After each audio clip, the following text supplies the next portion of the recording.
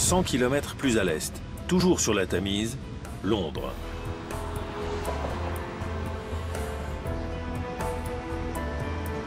La British Library, chambre au trésor qui détient les œuvres patrimoniales de la Grande-Bretagne. Les documents les plus précieux sont derrière des portes blindées. Responsable du fonds médiéval, Justin Clegg est le gardien de la plus ancienne littérature arthurienne au monde.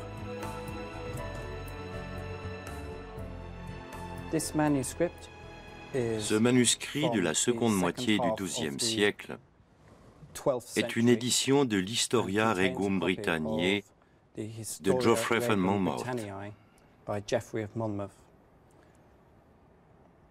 On remarque la myriade d'annotations faites par les moines auxquels le livre était destiné.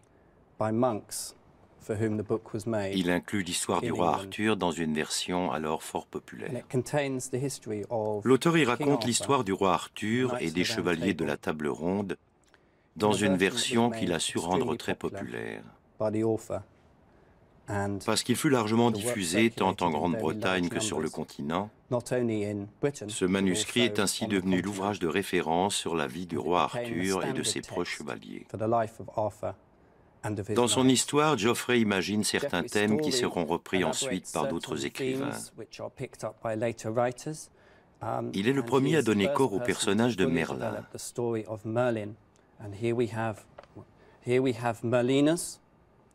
Vous voyez ici le mot Merlinus qui inaugure le chapitre évoquant ses prophéties.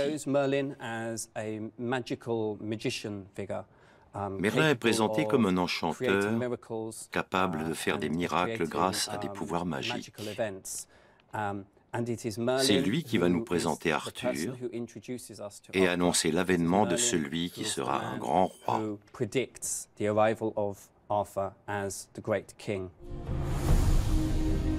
Pur produit de l'imagination que ce souverain.